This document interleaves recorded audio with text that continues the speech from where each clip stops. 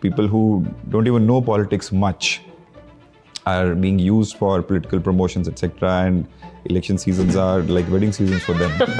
Another thing which we have seen in last 5 years is that voter has become quite transactional. Okay. When Delhi is facing the pollution, everyone wants to talk about pollution issues, everyone wants to put up statuses, everyone wants to have a comment here and there. But has any political party even made it a part of their manifesto? None of them.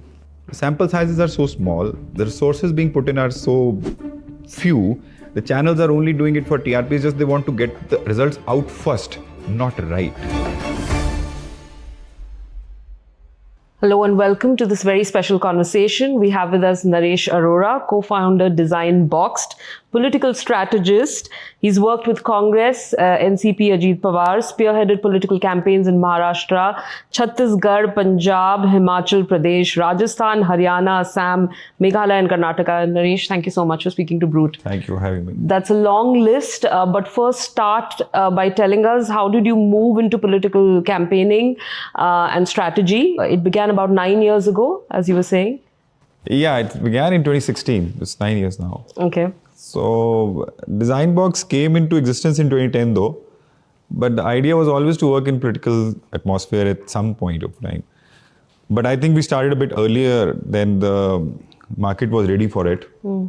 So initially we did struggle to find some footing in the space. How do you mean when you said the market was not ready for I think it people about were 9 years ago? I remember my 2016 days itself when we started with Punjab elections. So when I used to pitch up to individual clients, we had developed some constituency model. So people used to like the presentation a lot. We used to make video presentations. They used to like seeing themselves on screen, etc. Very happy about it.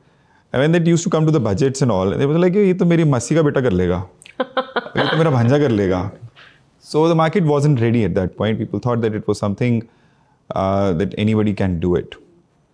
So once things caught up, people saw the benefits and fruits of professional approach in electioneering majorly.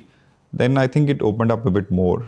And today where we stand, I think none of the political parties, in fact, none of the political candidates, no elections go without professional expertise helping at someone at some stage. How critical are influencers now? Or let me rephrase that a little bit. Do political parties need influencers? I have a thought on this that when someone is doing a kind of promotion which in a way it's called influencing their viewership, and everyone knows it is being done for a paid mechanism.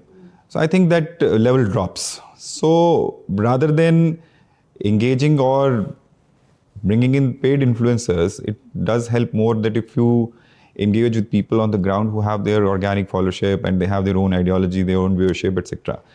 I and our organization tries to go that path. But of course, as we see that people have been using influencers in a big way, and influencers have been making big money.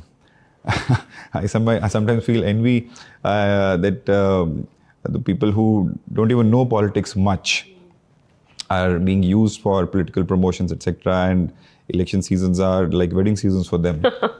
So the market is there. People are trying to use it, but I think that influence is going down now. People get to know that, okay, fine, this my guy does paid promotion. So if he's promoting A, B, or C, it might be for money, not for some ideological influence, etc. Okay.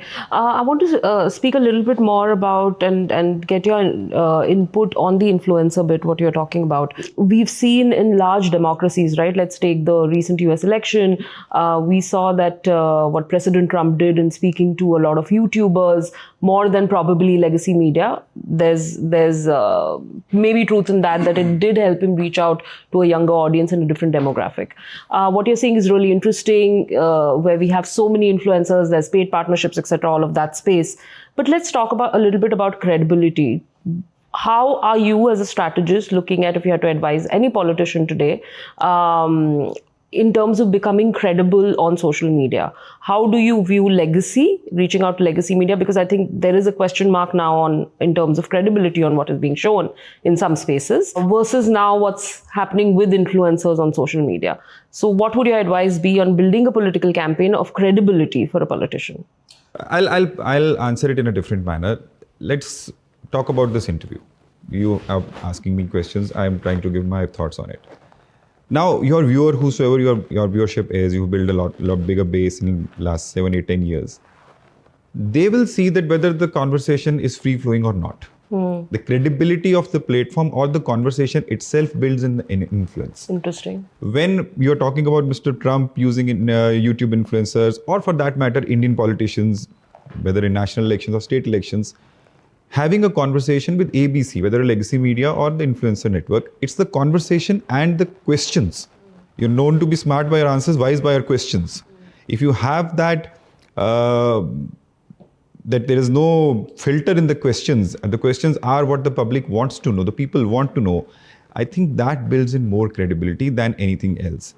We have seen very respected names in the past going down a different path in which people are not probably looking up to them as they used to, and some of them probably leaving the field and still being looked up to in a respectable manner. It's all about that, how do you conduct your interview? How do you conduct the conversation? What kind of questions are you asking? Are they of public interest? Are they going to matter? Are they difficult ones? Are they tough ones? Are they getting out of the interviewee what the public wants to know? That builds in more credibility. It can be you, it can be me, it can be anyone else. That, I think, decides whether the credibility is there or not. Names simply themselves don't do it anymore. Don't do it anymore. Do you have a tough time convincing people that you are advising to be more authentic, to not probably control a lot of the conversations when they're out there and giving these interviews? Because it's become such an important point. There's a shift, isn't it, from how it used to be? I see, whosoever I have worked with, whether it is chief ministers or deputy chief ministers, or for that matter, anyone else, I have never, on both sides, neither the people who are interviewing told them or asked them also what questions are going to be there, and neither told the people who I am working with that this is something which you need to get out of it. Okay. Because at the end of the day, you have to see that. I'll give you an example that I used to work with Mr. Veerbhadra Singh. Veerbhadra Singh was an MP before even I was born. Now, Naresh Arora can't go and teach politics to Veerbhadra Singh. He was MP with Jawaharlal Nehru. But what I can advise is what I see as a perspective which is missing in a leader's bouquet, without disturbing or tinkering with the individual personality through which they have come up. Because it's not that only by Naresh advising or any other one advising that the politician is going to survive or thrive. They have come up the hard way. They know what is right. They know what politics is. It's just that some fine-tuning elements which you can suggest, which certain things which are not working, because it's very difficult with established leaders that no one walks up to them and tells them that this is wrong, this should not be done. They have an echo chamber which usually... They have an echo chamber, and people are generally scared to speak truth to power. It's been the case it is generally the case everywhere, I see. So for my job, it is always to tell what I think needs to be tweaked a bit, and then it is left up to the leader that this is something which I can say in my own word. Because if I will try to use my vocabulary, then I am taking away something which leader has been seen or recognized with. Right. How do you see assembly polls? Have you seen assembly polls change, let's say, in the last 10, 15 years versus what they used to be? The strategies, have they been different? Karnataka elections being one, which was a big coup for you. Give us a sense into that. Every election cycle, there is something new which comes up. It is generally not discussed much. I'll give you a very recent example of Maharashtra. In Maharashtra, when we started working over there, I'm sure because you have your offices in Bombay and Maharashtra itself, there was a very big talk of some community agitation going on. Okay. Now, the entire politics was being discussed around that agitation.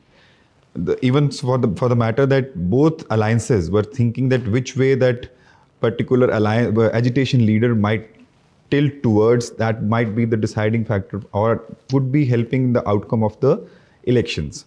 But finally, when the outcome happened, I was very pleased to see that the results were based on a policy decision. Now, you can debate that policy of that Ladki Bahin Yojana in which the females were getting what they were getting or they are getting. But it was a pleasant surprise that people had voted above caste lines. People have voted above the agitational politics, etc. And they have voted for the interest of their individual interest. Now, 5 years back, when for the first time this same scheme I introduced in Assam, that was the first time it was introduced, though Congress couldn't make it. But at that point, every leader, I won't name the leader, but whosoever was the main leader from the opposition party, on public rallies criticized that how can this be possibly done? And in 5 years, every government or every party is trying to implement that. And currently we are sitting in Delhi and Delhi elections are happening. All three major parties are promising the same scheme which not one but other parties were criticizing 5 years back. So elections do change, and it always happens when the older policies fee out and voter expects something new. If someone proposes something new and it gets clicked, then everyone is jumping onto it to copy it and see that they can reap political dividends or electoral dividends. Another thing which we have seen in last 5 years is that voter has become quite transactional. Okay. They go and press that button on the EVM wanting to gain something. It might not be a personal gain, it might be an ideological gain, it might be satisfaction of some kind. And of course, there can be individual gains as well, as the schemes in the assembly elections are giving people some dividends. But voter has become quite transactional. They see that which party or which government they think that can be fulfilling the aspirations or the promises which they are giving. They're giving. It's very interesting what you've given us an insight into, Naresh. You've led me to my next question, which was on Delhi elections. We've seen all the three manifestos which are out, and if I remove a little bit up in there, it's all about the welfare schemes out there, right? The welfare schemes, the women voter, that's largely the central lines. And you're saying the voter has also become transactional. First, would you like to hazard a guess on who takes Delhi? Oh yeah, this prediction game is a very dangerous game. But I think it's a tighter contest than it has been in last few elections. And the last mile voter outreach is going to matter a lot. I was in the morning speaking to one of the party stakeholders, and we were discussing that how things are panning out. And in the next few days, 4-5 days which are left, I think the last mile connectivity and reach out is going to matter a lot in the final outcome. But it's a tight contest. It's a tight contest. Okay, we leave it at that. But on the welfare schemes and the manifestos, would you say manifestos matter a lot now, specifically because they've become through which these welfare schemes are being announced? Do you think it matters more now than it did maybe a decade? I'm very happy that manifestos are being discussed. Earlier, they used to be used for paper bins or an academic paper being put somewhere. I don't so even academic papers. They were not even studied by the party people themselves, because they were boring, they were long, and some parties still believe in getting those out. But these guarantees and these highlighting points are something which catch better attention of the voter. And about the manifestos of these three parties, the three parties in these elections, there is hardly any difference. Everyone is proposing one up, or trying to be one up to the other person or the other party. But I'm very happy that people are discussing welfare schemes. In democracies, welfareism should be discussed. Governments should find ways to raise resources, because that is their responsibility, either to raise jobs. And if they are not able to raise jobs, then to ensure that the welfareism continues, welfare schemes do help take a bit of the burden of the common people. And these schemes and policies are driving elections. If welfare policies are driving elections, voter is a happy lot. It's a good thing for the voter. But how much we will be able to sustain it, that remains to be seen. Already, many states are facing the brunt of it after having declared these schemes in a way that probably they didn't have that longevity factor in their mind, or economics were not probably calculated as they should have been. But I wish and I hope that this does not discontinue, and policies and welfareism remains the epicenter of electoral outcomes. It's interesting. Just a related question very quickly, Naresh, on What about the middle class? Usually, when the middle class looks at manifestos like this, for them, they are the taxpayers, and they always feel like, is it going to be spent on infrastructure for us as well? Largely, the welfare schemes, maybe they may not get a lot out of it, right? Contrast it with earlier, where the middle class was always something which was targeted for quite a while, but now we see that conversation has petered out. Do you think the middle class matters at all when it comes to elections? Every voter matters. Why doesn't middle class matter? I'll tell They you don't one seem more to be being wooed. It is the case because large sections of the society who go to vote remain out of the creamy layers, out of the layers which we would probably want them all to be a part of.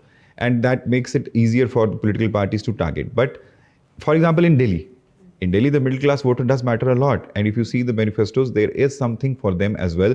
Not as much, but something is there. And I would like to see, in fact, I'll just navigate it a bit to another topic around the middle class or the welfare schemes which you are talking about, only the lower income group sections, is environment. When Delhi is facing the pollution, everyone wants to talk about pollution issues, everyone wants to put up statuses, everyone wants to have a comment here and there. But has any political party even made it a part of their manifesto? None of them. None of them. They don't even talk about it. In Rajasthan elections, we for the first time tried to put it into our first in 5-6 guarantees, aiming, if the government was to be coming in power, Congress was going to be elected, that this environment issue is also important because Rajasthan faces a lot of droughts, a lot of floods are also there, and how those things can be addressed via government policies. I would have been happier to see if any of the parties would have said something about pollution in Delhi. And if that is not being discussed, the onus has to be on the voter itself to go and boycott that, why it is not being discussed, or ask the representatives who come to seek votes, why is this issue not being discussed? Why do you not have a plan on it? Why is there not a guarantee, so-called the guarantees which are being propagated every now and then? Why is nothing on that? The questions should be asked by the middle class itself, because lower income group sections seldom ask questions. Right. The middle class, the ones which we are like people who are discussing in studios, they are the ones who are supposed to ask questions at whatever platforms they can. And once those questions are asked, of course, they will be taken a bit more seriously. Right. And I would also say that the onus of this lies more on middle class to go out when they go out to vote. They hesitate to vote. They go for long weekends, whether it is Bombay, whether it is Delhi, the story is same. Looking for that holiday versus going out there and exercising that franchise. I want to talk to you really quickly about exit polls. In 2022-23, you saw the largest exit polls that you did. Is there credibility in exit polls? How have they changed? How can we bring credibility back in exit polls? Give us a bit of sense of what's going on there. See, credibility has been there. I remember the days when I was young and the Doordarshan was the only medium of announcing the results. And those results used to go on for days. For 4 or 5 days, the parliament used to be formed, and we used to see Pranay Roy and Vinod Dua taking turns and being there. That credibility was there because they were just giving results, and those analyses, those deep diving of data and sciences, they didn't have computers at that point. So that has been happening in India since then. But now the question which you asked, because if you say that the credibility has gone out, it is only because of the intent. Because it is all being done these days, what I see mostly, without verifying or putting in the right resources. I'll give you an example. When you say that we did the largest exit poll or opinion poll also was there. We run an organization which manages elections. So when we are contesting an election, we have people in every constituency. Sometimes 4, sometimes 5, sometimes 10, sometimes 20, depending on the requirement. Now, when we are putting those resources, for example, 20 resources are there. There are 400 polling booths. How am I supposed to get data from every polling booth? Yeah. It is impossible, practically impossible. For that, I need to have 400 people or at least 200 to get an alternate booth data in which we can randomize it and then probably have a outcome predicted. But when I see the people who have been conducting these exit polls, and most of them, not all of them, but most of them, the sample sizes are so small, the resources being put in are so few, the channels are only doing it for TRPs, just they want to get the results out first, not right. If the channels, majorly the channels are the ones where we see the exit polls. if the channels keep questioning the political parties on their manifestos, why are the channels not questioned about the outcome that they have given?